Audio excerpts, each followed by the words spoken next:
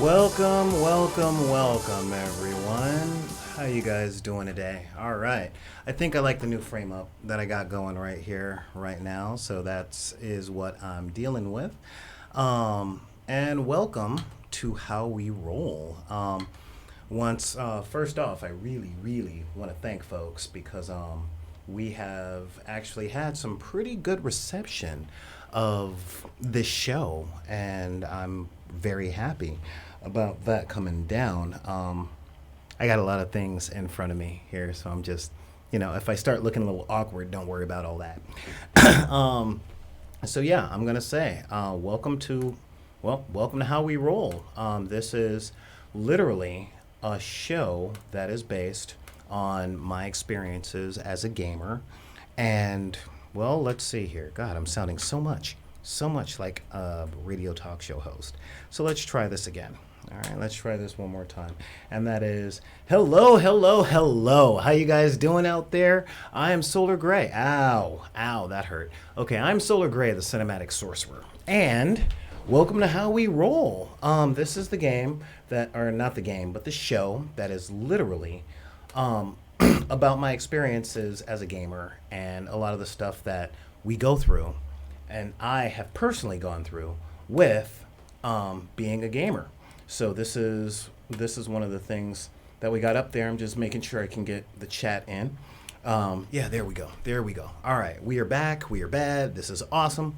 And yeah, so one of the things that we talk about on this show is how difficult it is to become a gamer if you're from a disenfranchised area or you're part of a disenfranchised demographic, be it, in my case, a little darker than most, and in other cases, if you're female or LGBTQ, if you're disabled, or if you're poor. Like, these are a lot of the things that can stand in the way of actually getting into geek culture. So this is what this show is about and what we like to do and talk about on this show. So I'm only sharing, hang on, let me do a little thing with the sound here real quick. There we go.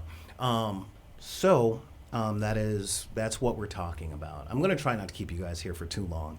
But before we get started and all that stuff, you guys know the drill since this is the YouTube. So what I am going to say, since we're on YouTube and I want to get this out of the way as soon as possible, there we go, is, hey, what is that? That sounds like music. All right, that's cool. So with the music playing, there we go. Yes, with the music playing and all of that jazz, I'm going to say please remember to hit or smash, or however you want to call it, that subscribe button, which is right there. There we go. Hit the subscribe button. Click that little bell thing right there so that, we can get the word out about this channel and a lot of the stuff that we say. If you guys are watching the show, feel free to jump into the chat. Also, hit us up over at backinthedeck@gmail.com. That's backinthedeck@gmail.com. You're on YouTube, so hit the subscribe. Make sure to share and all that stuff. Follow us on Twitter. Follow us on Instagram. Head over to our SoundCloud where you can get the audio tracks of all of our shows over the past 5, 6, 7 years that we've been doing this. And of course, join the Deckers on the Book group on Facebook. So that is where I'm saying all of that. So when we last, I'm trying not to rush through this because I am rather tired today. It's been a long week. And by week, I mean it's been long from Tuesday to Tuesday. So, making sure that my sound is good. All right. So, last week, we left off at the part of my story. Oh, yeah, sorry, forgot about that one last thing. If you're liking what we do, hit the Patreon. That's at patreon.com/BID_P. Help us keep the lights on. I do 3 to 5 podcasts a week, and I do this full time, but I still have to pay bills, upgrade equipment, do all that jazz. So, do all that stuff. And cool, now that I'm done begging, last week when we left off, Um, we left off with me um, having gone to Burbank over the course of an entire day, trying to find the Dungeons and Dragons books. Now, this is all the way back in 1989, and I didn't know. I saw some kids looking at stuff. I knew it took place in books, um, but I didn't exactly understand what types of games I was looking for. And I went to the store, and I was essentially given the bum's rush. Essentially, um, I was pretty much looked at as not worthy of being a customer, and I was essentially asked to leave in a polite yet undeniable way to leave.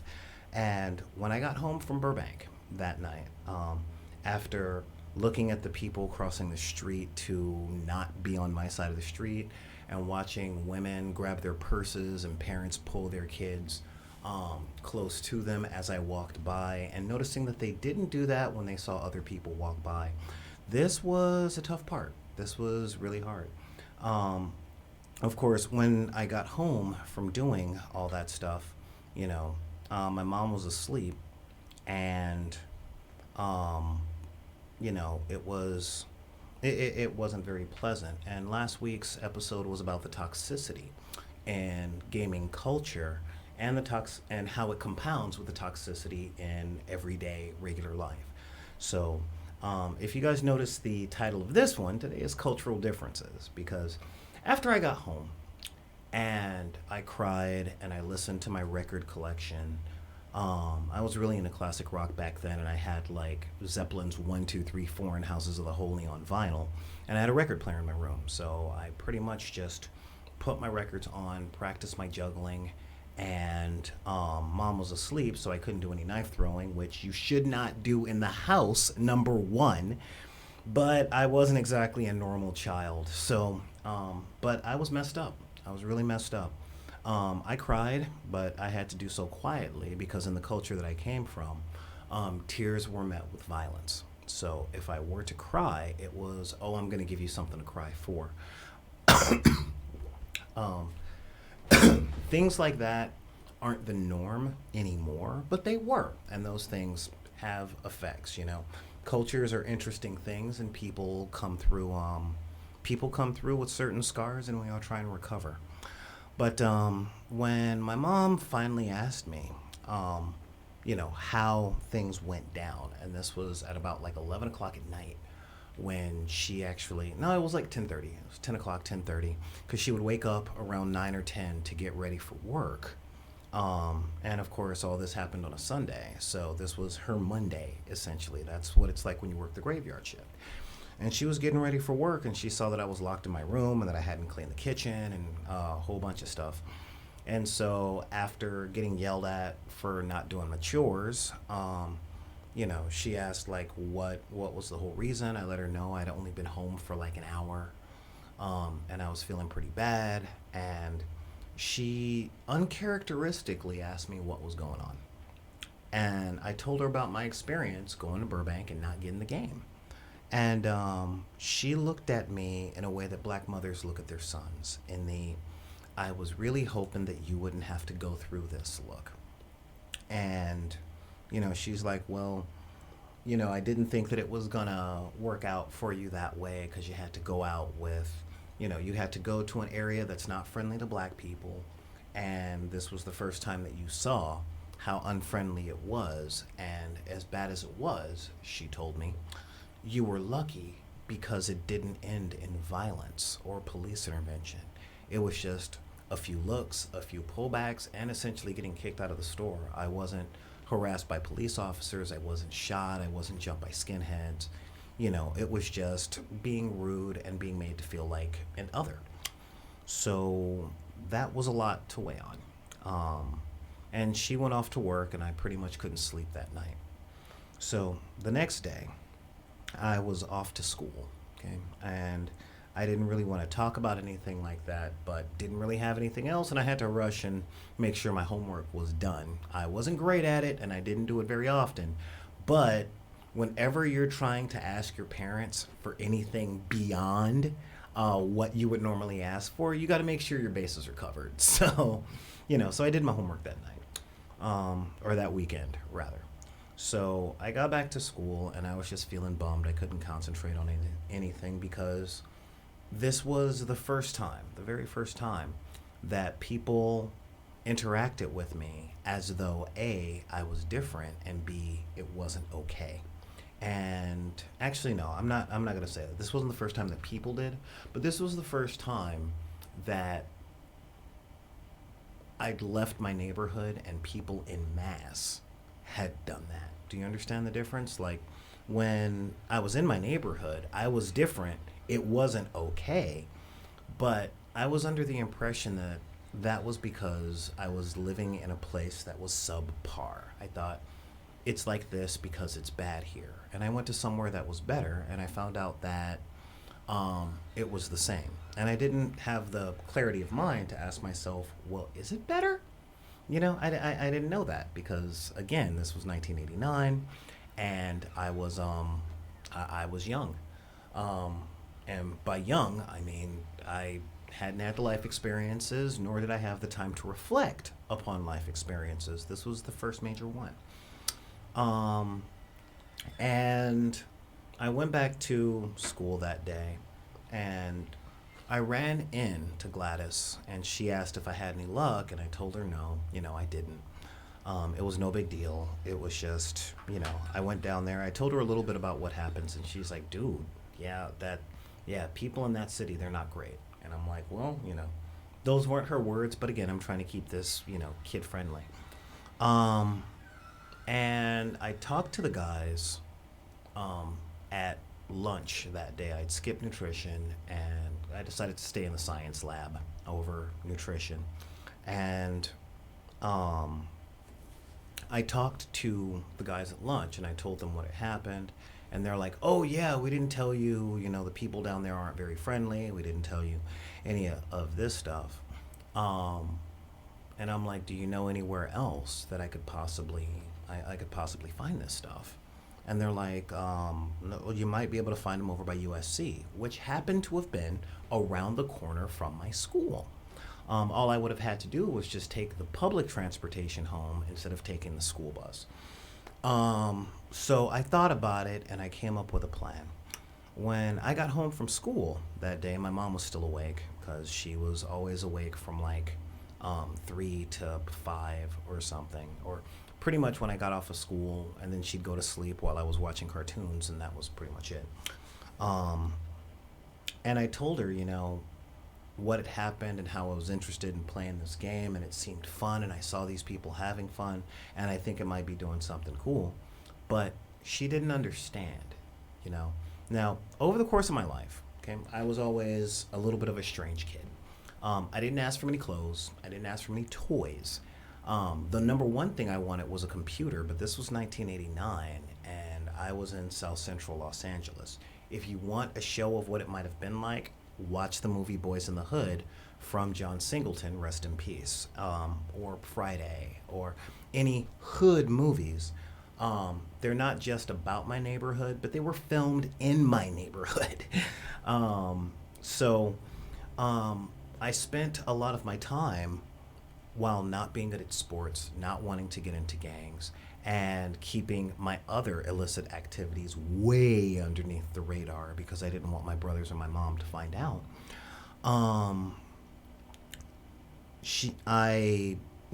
If I couldn't have a computer, I didn't really want many toys because thanks to reading Rainbow, I'd gotten interested in origami, and I'd gone to the library not far from my house and got a book on origami and learned how to do that.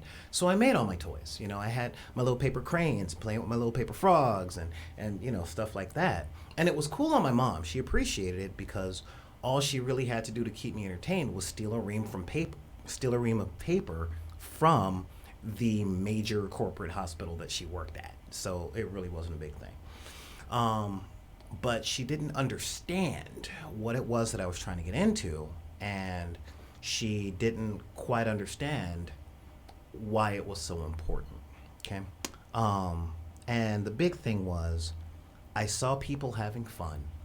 that seemed like it was right up my alley. I mean, I wasn't good at sports, so playing basketball or football with the other kids, one, at the junior high school I went to, and yes, it was junior high back then.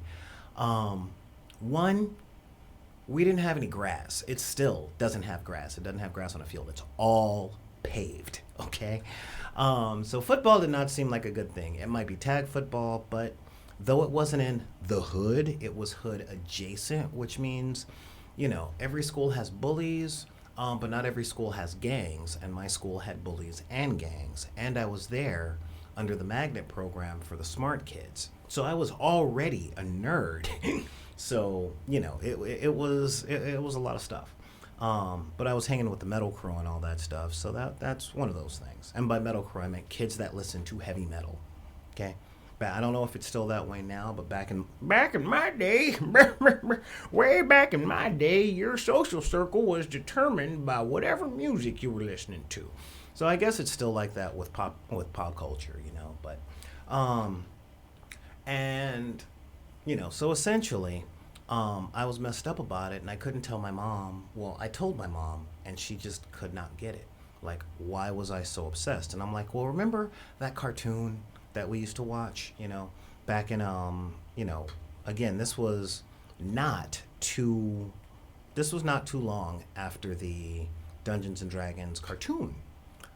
This was like 3 or 4 years, maybe, and I used to watch it on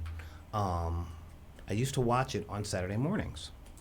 And I thought that it was cool, it was high fantasy. It was something other than concrete, and it was really it was something other than concrete, gunplay, gangster rap, and all that jazz. So and I read prolifically as a kid. That was one of the things that my mom was really big on.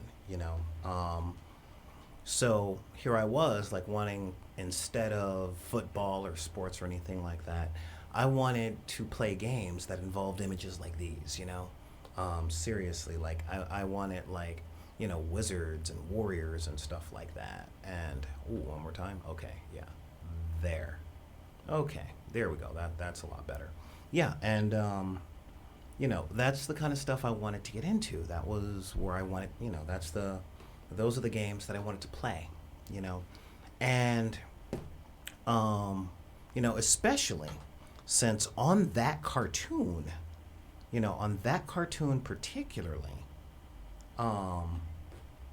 that cartoon had a kid, it was a bunch of high school kids, really, but they had a little brother character, and that was big for me, yeah, there he is, right there, the barbarian with the enchanted club, and this was big for me because I was so much younger than my brothers, and I mean like 7 years. So by the time this stuff started coming out, by 1989, I was pretty much down to being the only child. That's really what I was, because all my brothers were grown. They were either in the military or they'd moved out and started jobs as salesmen or businessmen or something. But it was always, when they were there, I wasn't really welcome because I was the little brother. And since I was so much younger, like, they went through puberties, and I thought girls were smelly. They had wanted to get cars and stuff like that, and I was just happy with a bike or a little scooter.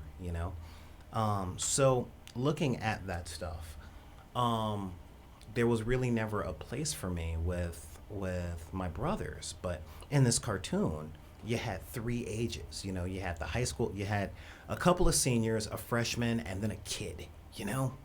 And I'm like, dude, this is a place where I could actually do stuff. And I was still playing pretend with my friends on the block, of which there were 3. And we would still go to the park, and we would play games of pretend and run through the park, like, aha, my stick is a sword, ha ha, ho ho ho, kind of thing. But they weren't always available. Like, where I grew up, we had bars on not just the windows, but all the windows, all the doors. And my best friends, their mom was a little touched, just a little. If you're out there watching, or if you're looking at this video, give a shout out to you, Ty. Because Lady Hybrid will let you guys know. It was kind of difficult. Where there were a lot of days where to hang out with my friends, I was literally sitting on the porch and talking to my closest friends through bars because their mom wouldn't let them out of the house, and the door was locked and it was barred and I couldn't see inside. And so if our hangouts and stuff were going to be conversation most of the time, that's I was just looking for ways to play. I was looking for ways as a kid to play. um I had a cousin that had an NES, a Nintendo Entertainment System, but he lived 25, 30 miles away. He was one of the ones in the family that made it, or his mom and his dad made it. Then his dad died and left his mom with some stuff. So they had a Nintendo and they had cable, and we didn't have either one of those at the time. We ended up getting them a little bit later, but at the time we didn't have them and we didn't have access to them. And I hadn't met my friend David yet, and he'll come up later. He's very important to this development. So, so she didn't quite get why I was so driven to learn this game, and I didn't have the words back then to express to her why it was so important. Oh, excuse me. Yeah. She didn't. I didn't have the words back then to express why it was so important to me, and what I wanted out of it, if you can, because I was still a kid, and kids don't always have the right words. But culturally, she didn't understand, and she grew up very religious, and I would have grown up very religious had it not been for other family members pointing me in another direction, says the cinematic sorcerer. So I was all about the studying and the research and all that stuff. And when I tried talking to the kids in the neighborhood, Lady Hybrid, my friend Mike, Hybrid's brother Ed, you know, they were like, "Oh my God, that's devil stuff. That I saw it on the TV. It's devil stuff." And I'm like, "How is it devil stuff?" "Well, you're talking about like conjuring demons and stuff like that." Now, it was interesting because Lady Hybrid did not care. She was just like, "No, it's just like what we do in the park." But the dudes that were around, they were like, "Oh, no, no, no, that's the devil stuff." And that was the reputation at the time. This was in the middle of Satanic Panic. And this is one of the ways that it seriously affected me, because I'm kind of going, why would you say that it's devil stuff? Like, you think that it's conjuring demons. I'll tell you, I know how to conjure demons, and this ain't it. And it's just playing pretend. It's just playing pretend with a little more of a structure, If I were to tell you how it's different, then I'd have to teach you guys how to summon demons and stuff like that. And I don't do that. Okay? I don't do that at all. Let alone I'm not going to make a YouTube video about doing it. That's just dumb. But yeah, so that was the thing. And when I went to school, I talked about Gladys, but I didn't talk about my closest friends.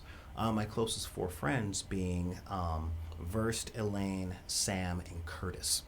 And they saw the kids, they knew the heavy metal kids, and they thought it was devil stuff because the kids wearing Slayer t-shirts and, all the heavy metal stuff like Midnight Oil and Black Sabbath and, all that stuff. So they thought those kids were in the devil stuff, and Gladys was a Satanist. So I could understand where they were coming from. But at the same time, it wasn't what they were doing. So there was a total lack of understanding from my culture. Now, let's go to the other side of that coin. When I was talking to Peanut and Ryan, these were two of the players, called Ryan Stretch back then. And I didn't know Peanut's real name. I don't know if that was his real name. I'm pretty sure that was his gang tag. But anyway, so I was talking to Peanut and Stretch, and they were like, "Oh man, yeah, you know what? I thought that they would be cool because they were kind of jerks to us, but at least they sold us the book." And I'm like, "Okay, well, do you know anywhere else I might be able to get it? And they're like, I don't know, man, but it's a book. You might want to try a bookstore. And I'm like, well, I only know one bookstore, and this was off Crenshaw. Um, and yes, Crenshaw is a street, and for those of you old hip hop heads, that Crenshaw, as in cruising on Crenshaw, all right? Um, but that was very much an African American bookstore, featuring things like African history, stuff about Imhotep, one of the first African doctors. Um, so they didn't have any Dungeons and Dragons. They actually had nothing that was based on Western European culture or mythology. It was all black all the time.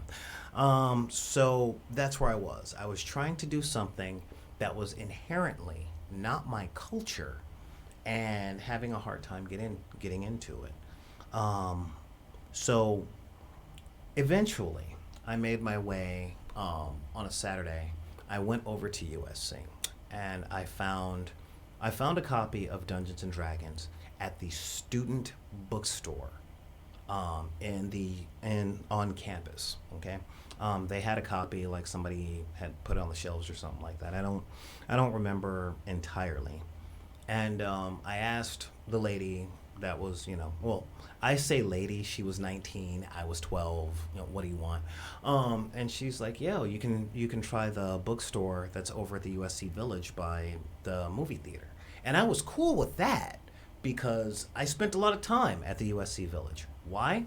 It had an arcade and it had a movie theater and a record store where was the only place I could find any heavy metal albums that I could get to. You see what I'm saying?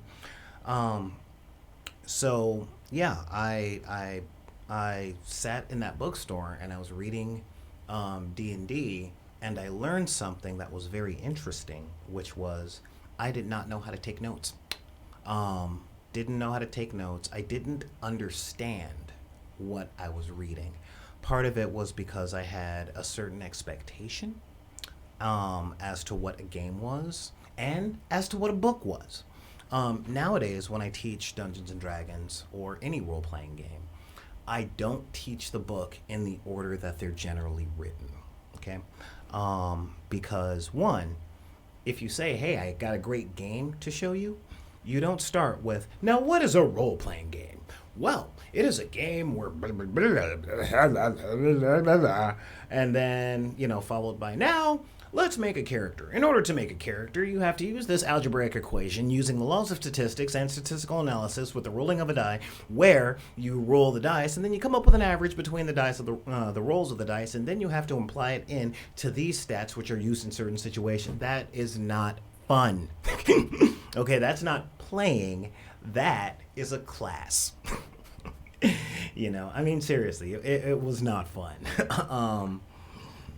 So when, I was reading it, I didn't quite get it, but I still didn't have the money to buy it. Okay, but they let me sit down and read it. So I did what I normally did in junior high, which was did what I could to be an entrepreneur. All right. Around the corner from my house and across the street from the bus stop that I was picked up at, because we had I was on a school bus to get to school, but it didn't come to my house. I had to go down to the local elementary, which was the elementary that I went to. And across the street from there was a grocery store. So I would pick up a bunch of stuff. Ooh, okay, it looks like I'm lagging. Okay, yeah, I would pick up a bunch of stuff from the grocery store, and I would. Looks like I'm only coming in at 360, but hopefully it'll get up to 1080 later on. And welcome to the new people that are watching right now. Thank you guys for showing up. So I would buy like discount candy bars and fruit pies and pudding pies at 5 for $1, and I would sell them for like 50 cents or 75 cents on campus to come up with money. Primarily because I didn't exactly get an allowance. I got lunch money, and I didn't get much in lunch money. This was like $2 or something like that. But I was also part of the school free lunch program. So I would, have my school free lunch, but I would sell the desserts, you know. And And kids would buy that stuff from me, or sometimes I would make lunches to pack, like steak sandwiches and stuff that we had in the kitchen because we always cooked in my house. So I'd pack a lunch and I would sell it at school. So that's one of the things that I would do. Um, all right, we got somebody in the chat real quick. What's going on, Garrett? What's going on? Yeah, the educational aspect of RPGs do have a tendency of keeping people away. Um, so as we're watching this stuff, or as I'm selling all of these desserts and all that other stuff, I finally came up with the $15 and I bought the book, and I needed somebody to sit down with me and walk me through it. Fortunately, Peanut had the time. Peanut sat me down, and he's like, "All right, you know what you do, man? You don't go with all this stuff. The first thing you got to do is you got to make a character." And I'm like, "Okay, cool." So he walked me through making a character, and now here was the interesting thing. I took to it really naturally. One, because I'd grown up. Um, all right, Ganja. All right, cool. Yeah, didn't want to out. I didn't want to do that whole out thing. If you guys are watching over in the chat, he's like, "We're friends. Call me Ganja." I'm like, "All right, cool, cool." Um, and yeah, I'll be telling you guys where to find this dude because he's got a great podcast on Saturdays. It's pretty awesome. But anyway, this guy like sat me down and he's like, "Man, so I'm explaining it to you, but you say you don't understand." And I'm like, "Well, I kind of get the math. I just don't understand. I don't understand this to hit AC 20. Like, why is it that I have to roll low when I'm trying to hit someone, but I'm trying to hit them hard? So you think you should hit them, you think you should roll high, you should do all this stuff." And he's like, "Man, don't worry about that." But outside of that, like, my very first character was a wizard, of course, because, again, I like me some magic slingers. I've always liked me some magic slingers. And, I mean, that was one of the things. Um, but one of the big reasons I was into magic slingers, I like being that guy, although if you guys know who that guy is, that's, I'm not going to say it because, trademark, copyright, registered, TR, all that stuff. But, I'm like, cool. So I didn't understand the difference between cantrip and spell. And I'm like, I want to cast all the spells, and he was like, "Well, you start off here." And I'm like, "Okay, 4 hit points. All right, that's cool. I can deal with that. I can do 4 hit points. So, how much?" And I started looking at the weapons and stuff. And I'm like, wait, but if I roll the die on this, I have a chance, like, everything rolls. 4 is not that high to roll on anything except a 4-sided die or a 6-sided die. So I'm like, yeah, I die pretty easily. And he was like, "Yeah, that's what it's like being a wizard at the beginning, but don't worry. If you survive, dude, it's going to be awesome." I'm like, "Okay, yeah, whatever, cool. I'm down with that." Um, but I took to it pretty naturally because I grew up reading so prolifically.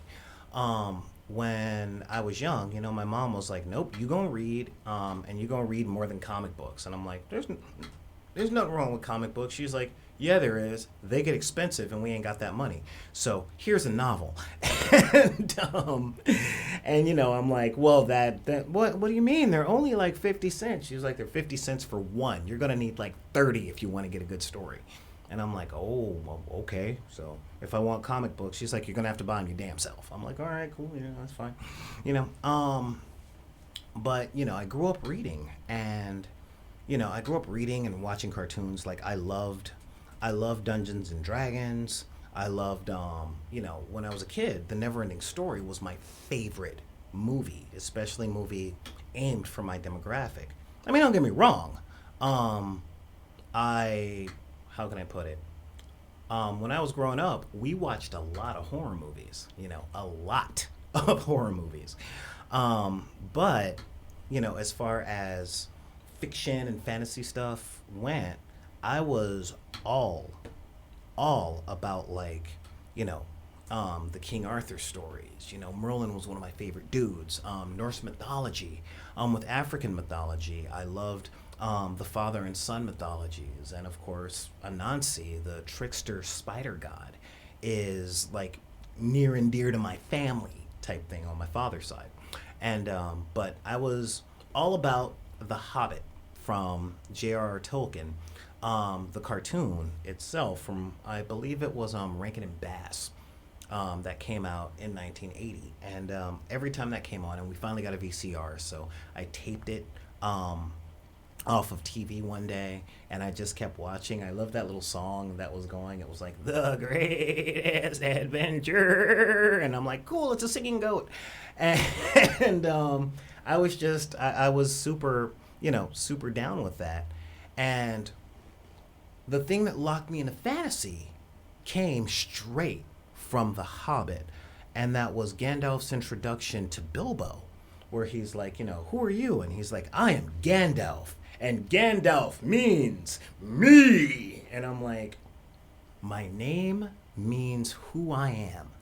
That is awesome. That is like, and so when I get a chance to play a character that could be like Gandalf, I'm like, dude, I'm all in.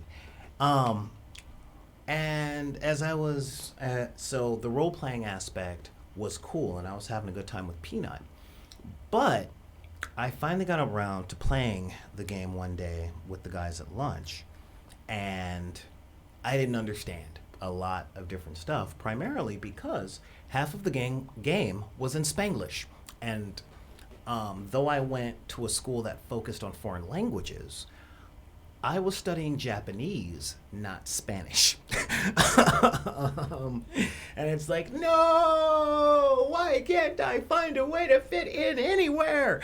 And, but they kept having to be reminded that I don't speak Spanish, and they came around to that. But when the story started, when we were like, we were out trying to do this adventure and find this thing and kill this monster, I was asking all the right questions. I was like going through like, okay, what's in the trees? Are there spiders in the trees? Like just going through stuff that you would see in The Hobbit. And I also liked, things like Excalibur. I was all about swords and armor and stuff like that. And I always thought sword fighting was awesome because I grew up, again, a little cultural difference, but if you grew up in the 1970s and 80s in the hood, you loved you some Kung Fu theater. All right, just that was like magic, and I was all about that. I would watch like 4 Bruce Lee movies on Kung Fu theater on Saturday, and then go in the back and pretend to be those guys, And one of the best parts was that my brother, my oldest brother, is actually a martial artist. So he would come back and tell me like, you're doing it wrong, do it like this, you're doing it, and all that stuff. But yeah, so once we got past the things that it wasn't inherent that I knew, I finally started playing and enjoying the game. And I actually tried inviting the guys to Science Club on, I think it was Wednesdays after school. And they came in a couple of times and they're like, dude, this science stuff is cool. But me meeting them halfway in gaming with Dungeons and Dragons got them in a Science Club. And if you're out there listening, Mr. Mark Hayes, one of the most awesome science teachers I had ever had, even through college. Like, he sticks with me to this day because he would bring in things like slot cars and comic books, and he brought in a Nintendo Entertainment System. And his rule is, you can use any of my stuff if you can tell me how it works scientifically. So he applied that science. And when he found out that this was my D&D group, he's like, why didn't you just come to me and ask about D&D? I would have given you my old books. And I'm like, curses! Can I have them now? Type of thing. But yeah, and they met my science teacher, and I think their grades went up from hanging out with us. And I got a better cultural understanding about RPGs and the Latinx culture of that part of Mid-City Los Angeles, especially since I wasn't Catholic. I mean, but that's a story for another day. But I'm telling this story to talk about cultural differences, especially within nerd culture, okay? There are a lot of gatekeepers out there because people are afraid, or they've been hurt, or they're a lot of the times people hear the story of we didn't let people into our group, but once we started letting people into our group, they took it over, it changed, and it kicked us out. And I understand the fear on that. But you see, when it comes to your nerddom, okay, be it RPGs, video games, cartoons or animation rather, if you're into anime, if you're into comic books, keeping the door open for that new person to come in is really important because at one point you were that new guy too. The thing is, there seems to be, especially now, a huge expectation of everyone to know what we know. And by that I mean, it's obvious to me, so it must be obvious to you. And if you don't know what color shirt or what cut of the captain's shirt that William Shatner was using when he fought the Gorn, then you're not a Star Trek fan. Or if you don't know what the bonus of climbing up an acute angle that's covered in grease when you're carrying a full backpack full of stuff and wearing a suit of armor in D&D is, then you're not a real gamer. Or if you're a girl, you're not a real gamer. You see what I mean? There is always the base thing, the base comic book, the base RPG, the base anime, okay? And those things are written in context of the culture that they're created, yes. However, there is also the base culture of the people that are enjoying it. And when you're in a group dynamic, you have to understand that unless they grew up in your head, in your house, at the time that you grew up in your head and your house, they are not going to see things exactly the way that you do. Most of the time, people come in closer, you know. Being a kid and a traveler that went from neighborhood to neighborhood to neighborhood to city to city to city to state to state to state on my wacky adventures, I've seen that things change all over the place, you know. I've been to some D&D groups that were all about the combat.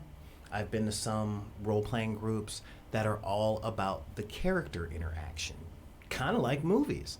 I've been to different places where the people involved in the game are trying to win by having the best stats and super efficient. I call it competence porn because each person is super efficient in the role that they cover, and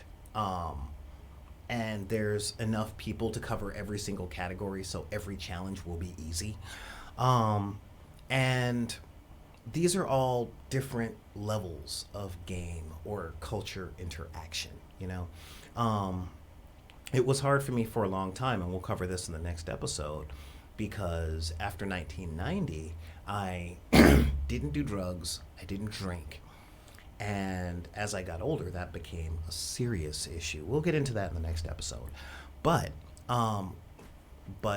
first, I want to talk about what a culture is. A culture are essentially the customs and the exchanged knowledge and internalized lessons within a group of people that do the same thing or are from the same place, like neighborhoods, countries, or are from the same demographic. There are so many cultures. Just as you guys know, the Wizard's Tower is in Los Angeles, and there are so many cultures here. It changes from block to block to block. In one city, just one city, you can be on 2nd Street where it's all gay culture, and then you can go down to 5th Street and it's all college culture, and you can go down to 11th Street and it is literally the cultures of the South Pacific. I mean, it's crazy. So seriously, we'll get to that, Ganji. Yes, the answer is yes, and we'll get to that next week, next Tuesday, as a matter of fact. But when it comes down to having cultural differences, the one key, there are 3, but the first key is to realize that where you grew up is a very small place when compared to the rest of the world. And if you come from a small place and another person comes from a small place, there there are going to be variations in beliefs and priorities and hell in knowledge, in knowledge and the importance of education. Um, the second key is to realize this. I talk a lot about people being equal and all that stuff. And there's this big thing about, snowflakes and all that stuff. And I'm going to say this. One of the fundamental base things, and you can talk to a psychologist about this, where it comes to if I can do it, anybody can do it. When you look at the math on that statement, my accomplishment is so easy that anyone else can. It negates your specialness. It negates the things that you know that other people might not know. Okay? I know, I grew up in South Central Los Angeles, so my culture lets me know exactly when to walk down what streets. All right? That's just known. All right? It is known that you do not walk down Figueroa at 111th at 3 a.m. You just don't do that. All right? That's dangerous. You don't do that. Or if you're in Chicago, you know where not to go. Where if you're in the suburbs, you know not to use power tools after 8 o'clock at night, even if it is your own garage. You see what I mean? There are so many cultural differences that are given, that people have this tendency of, once they internalize knowledge, they believe that it's known everywhere, and that negates how special they actually are. I pointed out how the gaming part of D&D came easy to me because I'd read Lord of the Rings, I'd watched the Hobbit cartoon, I'd read the Arthurian legends, I'd watched Excalibur. I hadn't seen Camelot yet, that came later, but yeah. you know, I had a background in that stuff, and I, like a lot of people, didn't really get out that much on a regular basis. So I was in a bubble, and I didn't realize that I was in a bubble. I was in a bubble of education, okay? And I was dealing with people that didn't have the same bubble. They had other things. They knew things about the Bible as Catholics that I never could as a Baptist, and boy, could I not do it as an occultist at the time. There was certain things that were said, there were certain things I knew that they didn't, and a lot of things that they knew that I didn't. And when you interact with people, that is the realness of interacting with a lot of people. It's everyone has something to bring to the table, but if you assume that they have nothing to offer more than you already do, and you think that it's easy for you, so it's easy for everyone, not only are you setting up this wall that people will have a hard time crossing, and they will give up if it's not worth crossing that wall, but you're also selling yourself short. Okay? You really are. I didn't realize at the time how intelligent or educated I was. Stuff was easy for me, so it must be easy, But over time, I've come to realize that there are a lot of things that do come easy to me because of my culture and because of the subculture that I come from of education and reason and thought. And there are a lot of things that don't come easy to me, like dishonesty, subtle communication. I'm terrible at nonverbal communication. I can't tell you how many relationships I've lost because it's what is it? Hey, honey, what's wrong? Nothing. Okay, well, nothing's wrong. Because that's not my culture. My culture is actually the exact opposite. It's like, hey, honey, what's wrong? What's wrong? I tell you what's wrong. So I don't understand a lot of those things, but a lot of the friends that I run with grew up in those cultures, and they forget that I'm not from there. Just like I forget that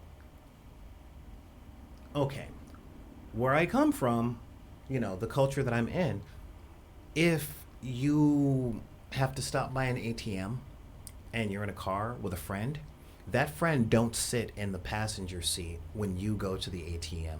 They get out the car, they stand by you, because there's safety in numbers. That's my culture, that's common sense to me. But I live somewhere now that that's not the case. And people look at me odd when my friends get out the car and I walk with them to the ATM and I put my back against the wall and I'm looking around, because I don't want my friends to get mugged. I don't want my girlfriend to get mugged, that kind of thing. But these are just some examples of cultural differences. In the story that I brought up, the cultural differences came with I was bringing up Dungeons and Dragons, but my culture thought that it was the devil stuff. And the idea that these Latino guys went to Burbank and the people behind the counter were just jerks. Where I go to the same place and it's very well known that I'm not welcome. You know what I mean? I got harsher treatment than they did. And it affected me deeper than it affected them, you know? And of course, trying to explain to my mom, like, the whole thing of what this was, and talking to my friends who were already caught up in the satanic panic, because part of my culture is, I guess you could say, an abomination of Christianity that was passed down from slave master to slaves, and then the slaves ran with it and turned it into something else. Although it still has that basis in everything is evil and God will save you, so shut up and suffer type thing. Boy, am I going to get it in the comments on that. So that is a lot of the stuff that came down. So when it comes down to cultural differences, it doesn't matter if you're sitting down at a game table, going out with a group of friends to a club, or to go watch a movie. Understand that, one, you have different experiences than everyone else in this world. Not so different that you are an alien. Okay, but even if you share the same occurrences, the same experiences, you experience it in a way that's different from someone else going through the exact same thing, because you're unique, not necessarily special, but definitely unique, and that is special enough. And if you are unique and the other people that you're talking to are unique, then the idea must be kept in mind that you guys see things from different points of view, and you guys can be strengthened by exchanging those points of view and by educating each other on how you guys look at things and keeping those things in mind. That's my utopian dream. This doesn't tend to be the case in a lot of places when it comes to nerd culture. But instead of complaining about how things aren't, I'm trying to give a pathway as to how they can be, and in places that are moving along that way. So, that's pretty much what I'm trying to do here. So thank you guys for tuning in. I was really trying not to take this long, but these stories can kind of drag along. Next week, we are going to talk a little bit about how a difference in lifestyle can make things awkward. In my case, it was sobriety. In a lot of other people's cases, it's a lot of the other demographics. But the important thing here is cultural differences are one of the main building blocks of diversity.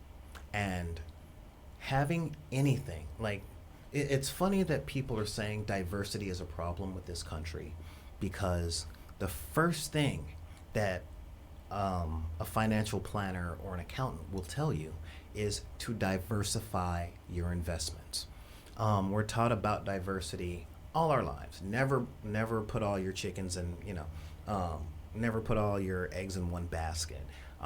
Diversify your resources. Always have more than one source of anything. Try not to rely on one major thing.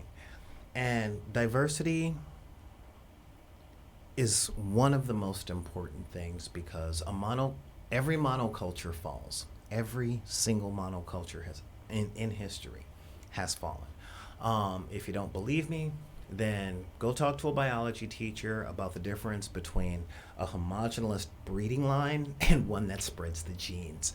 um, and as above, like as with genealogy and stuff like that, so works with society. Um, but diversity consists of different ideas, different experiences, and different cultures actually exchanging things, exchanging knowledge, exchanging experiences, and learning from each other to create something bigger, better, stronger, and more awesome in the future. So, with that, I'm going to say thank you guys for tuning in. Again, smash that subscribe button. And if you really like what we're doing here, please head on over to our Patreon page and drop us an email. All that stuff is going to be in the description when this goes up. Generally, I want to give a super major shout out to our people over in the chat right now. Thank you. The YouTube version of NP City. What's going on, Deck Mob? Thank you so much, Ganja. And super special shout out to our major patron, Paul Mansfield. He is actually in the $20 tier, which means I have to mention him in every video that I do. So he gets the spoken credit until I start doing in credit sequences, and he'll be in all of them because, you know, that is one of the rewards that you get in that tier. But with that, I'm gonna say, let's see. Yep, that was about it. We already did a thing earlier today. If you guys are interested in seeing some of the other stuff we do, check out our Twitch channel at, well, I would say twitch.tv, but that is our live stream channel. But head over to our videos at our Twitch channel. I would leave a link in the description, and I will do that later on. But yeah, just head on over there at Twitch /BID underscore or twitch.tv /BID underscore P/videos, and you'll be able to see some of the stuff that we've been doing over the past few weeks. You know, and you know, whatever's left up there, that's going to be gone. That's going to the patrons. That's what they're going to. But thank you guys for showing up, and remember, you know what? This is so weird because I normally have music playing. So, oh, that's better. That is so much better. All right. So with that, I'm going to say drop us an email and all that stuff at the places that are on the screen, like backinthedeck@gmail.com.